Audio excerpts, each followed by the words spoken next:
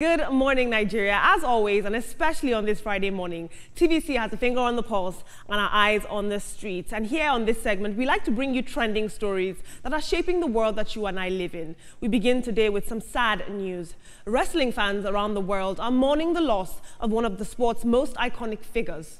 Hulk Hogan, who was born Terry Jean Bollea, has died at the age of 71 years old. Emergency services responded to his Clearwater, Florida home early Thursday after reports of a cardiac arrest, and witnesses say that he was taken from the residence on a stretcher. Hulk Hogan was much more than a wrestler. He helped transform professional wrestling into a global family-friendly phenomenon with unmatched charisma and a heroic image, wrestling larger than life. I think that what is so poetic and poignant about wrestling is that it mimics and mirrors life's own story. Heroes fall, villains rise, and all the world is a stage. He didn't just give us wrestling and body slams and undertakings. He gave us emotions and he gave us experiences. May his soul rest in perfect peace. Let's take a look at social media. Abhinav says, "We grew up flexing in the mirror, tearing imaginary shirts, saying our prayers and taking our vitamins. Rest in peace, Hulkster, a true legend."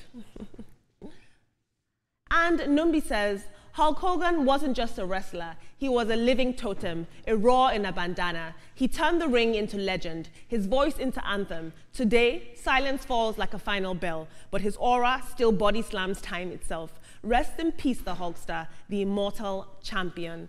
Oh, that was a lovely tribute. Bringing it back to Nigeria, veteran actor Yemi Sholade has stirred the pot with bold claims about the roots of Nollywood and his own seniority in the industry.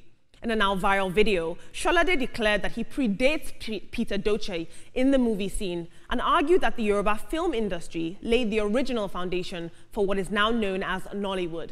According to him, the Yoruba pioneers were already making structured films long before Living in Bondage burst onto the scene in 1992. And his take is that Yoruba filmmakers didn't get the credit they deserved because they focused more on the craft than chasing media attention. Take a look at him addressing other actors and actresses. My people in the Yoruba setting didn't document anything. Right. So that did them in. That was why the other side of the river just stepped and we started, hey, shut up, when people like us are here, will tell you. And then it's only in the Yoruba setting that you find practitioners who will tell you they've been around 60 years. Iya Rainbow is like 84. She's still going on set. She is. Me, I'm senior to Peter Doche now. Started acting before him. He's older than me. Wow. Yes. I was 17 in 1977. When I returned to Nigeria at first act 77 as youngest actor. Now, while the internet debates who truly fathered Nollywood, one thing is clear. Nigeria's film history is much deeper and much more layered than many may think. But guys, who do you think deserves credit for the birth of Nollywood? Is it the loudest storytellers or the earliest ones? If you ask me, we must focus on the stories that need telling. When we sell our film to the world, when we get on the global film stage, they see it as an African story, not a Nigerian story. And so I think that we should focus on the stories that need telling because that is where true power lies. Let's take a look at social media. That was very bold of him. He said, "I senior Peter Doche. Is he your mate?" Dr. Caleb says, "Where was this man when Peter Doche played the role of Okonkwo in Things Fall Apart movie adaptation of 1987? Question. And Prince D says, "Peter Doche started acting in 1960s. He was working in a radio station in 1970s. When was this man born? So will you come out and say that Pella started social media in 2024 because that was the year he became famous? What he really do in a brain of reasoning?" I don't know. Moving on, there's been a storm on social media all over what students should or shouldn't wear at Obafemi Awolowo University in Ile-Ife. A document detailing a proposed dress code went viral earlier this week, and it sparked a lot of outrage. It banned everything from dreadlocks and heavy makeup to bum shorts and even hugging the opposite sex. The list also warned of possible rustication for violators, up to 2 semesters. But OAU management is now clearing the air. They say that that dress code is still just a draft. And according to the university spokesperson, Abiodun Olarewaju, the proposal has not been approved by the school's governing council. And whether it gets approved or not, the online backlash shows how charged conversations around morality, culture, and student freedom are in Nigerian universities. But here's my question. where should the line be drawn between discipline and personal rights in academic spaces? When you look at the alumni of OAU, we've got Nobel laureates Wole Soyinka, Yinka Ayefele, Dele Momodu, Senior Advocate of Nigeria, Femi Falana. Those are people who became successful because of their identity, because of their self-expression. And so are they trying to stifle these young children? Should the focus not be on their learning? Let's take a look at social media. I mean, they even ban things like colored hair. How does that affect a student's learning? Chris says, see, one thing about these Nigerian institutions is lack of quality education. It's a lack of quality education that makes people deviate from the purpose of going to school and start dressing inappropriately. Give people quality education and purpose, and nobody will dress anyhow because they know coming to school is business, not for fun. And Hamza Opalua says, this is welcomed. Let's recalibrate the attention of our students. Now, team, the OAU, let's put this in context, is not just banning things like indecent dressing or bum shorts or backless dresses. They are banning dreadlocks. They are banning relating with your fellow students. They are banning colored hair. Do you think this is a bit excessive? What's your take? Excessive, I don't know, because my daughter attended a university where the dress code was very strict. You come with any kind of hair, they cut your hair at the gate. You know, so it depends on what you want. That's the kind of school I wanted my daughter and my son to attend. And they are better off for it. So it just depends on where you stand.